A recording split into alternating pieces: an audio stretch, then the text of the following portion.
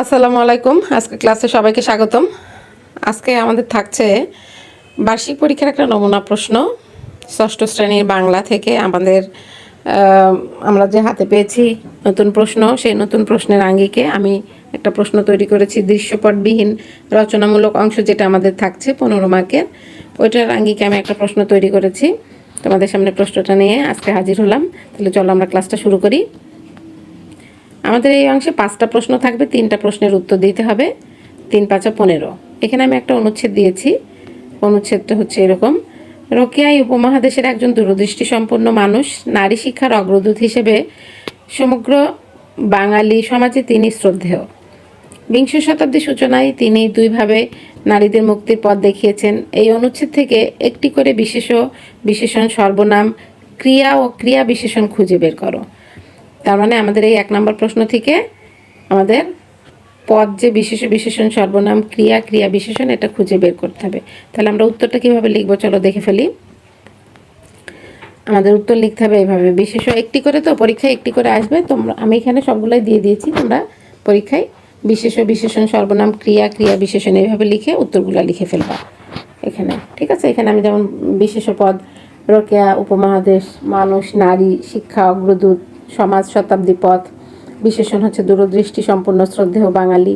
সর্বনাম হচ্ছে তিনি। ক্রিয়া হচ্ছে দেখিয়েছেন। এবং ক্রিয়া বিশেষণ হচ্ছে দুইভাবে। তাহলে আমাদের 1 নম্বর প্রশ্নের উত্তর গেল। এবার আমরা 2 নম্বর প্রশ্নে যাই। যে কোনো 5টি জ্যোতিচিহ্ন এর একটি করে কাজ লিখো। এখানে আমি 5টি জ্যোতিচিহ্নের কাজ নিচে দেওয়া হলো। পূর্ণচ্ছেদ দিয়েছি, দাড়ি যেটাকে আমরা বলি বাক্যের শেষে, যেমন সে স্কুলে যায় দাড়ি দিতে হবে। এরপরে কমা, বাক্যে বিরতি বা তালিকা প্রদর্শনের জন্য ব্যবহৃত হয়। কমা, যেমন আম, কমা, কাঁঠাল, কমা, লিচু ও কলা আমার প্রিয় ফল। এরপরে প্রশ্নবোধক দিয়েছি। প্রশ্নবোধক বাক্যের শেষে ব্যবহৃত হয়, যেমন তুমি কোথায় যাচ্ছ, এখানে প্রশ্নবোধক চিহ্ন ব্যবহার করেছি। উদাহরণসূচক চিহ্ন, উদাহরণের পরে যেমন আমরা এই চিহ্নটা দিই, কোলন দিই। উদাহরণ বা বাক্য ব্যাখ্যা প্রদানের আগে ব্যবহৃত হয়, যেমন আমার প্রিয় ফলগুলো হলোর পরে আমি এই চিহ্নটা ব্যবহার করেছি, আম, কলা ও লিচু। এরপরে উদ্ধরণ চিহ্ন, আমরা উক্তির ক্ষেত্রে বা কারো কথা নির্দেশ করি তখন আমরা উদ্ধরণ চিহ্ন ব্যবহার করি।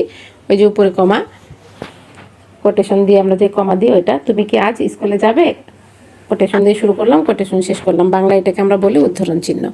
তাহলে আমাদের দেখো এই দৃশ্যপটবিহীন অংশে সরাসরি আমরা দেখতে পাচ্ছি ব্যাকরণের প্রশ্নই বেশি। এই জন্য আমাদের ব্যাকরণ ক্লাসটা কিন্তু ভালো করে শিখতে হবে।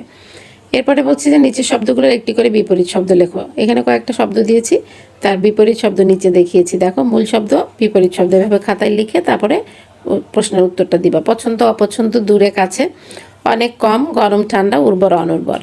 এরপর 4 নম্বর প্রশ্ন বলছে, মনে করো তুমি 6ষ্ঠ শ্রেণীর একজন শিক্ষার্থী, তোমার বিদ্যালয়ে বাংলা নববর্ষ অনুষ্ঠান নিয়ে একটি আমন্ত্রণপত্র তৈরি করো। তোমাকে এখানে একটা আমন্ত্রণপত্র তৈরি করে দেখাতে হবে, যেটা তুমি তোমার বইয়ের মধ্যে আছে, ওইখান থেকে শিখেছো। ওইভাবে একটা আমন্ত্রণপত্র লিখে দিবে। আমি এখানে একটা নমুনা দিয়েছি আমন্ত্রণপত্রের, একটু দেখে নাও।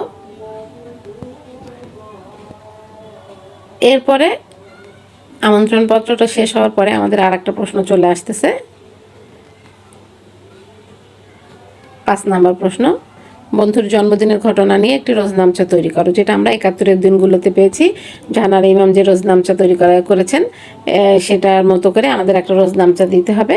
আমি এখানে দিয়েছি বন্ধুর জন্মদিন নিয়ে, বন্ধুর জন্মদিন, তারিখ এবং মাসের নাম, সালের নাম, সাল দিয়ে তারপর লেখা শুরু করেছি। জন্মদিনে বন্ধুর কাছে লিখেছি যে আজ আমার খুব কাছের বন্ধুর জন্মদিন।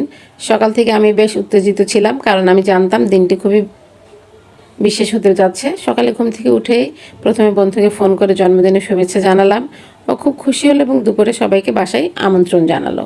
দুপুরে আমি ওর জন্যে একটা উপহার কিনলাম, একটি বই, কারণ ও বই পড়তে খুব পছন্দ করে। বিকেল 4টার দিকে ওর বাড়িতে গেলাম। ওর বাড়িতে পৌঁছে দেখি আরও কয়েকজন বন্ধু এসে গেছে। সবাই মিলে খুব মজা করছিলাম, গল্প করছিলাম এবং পুরোনো দিনের কথা স্মরণ করছিলাম।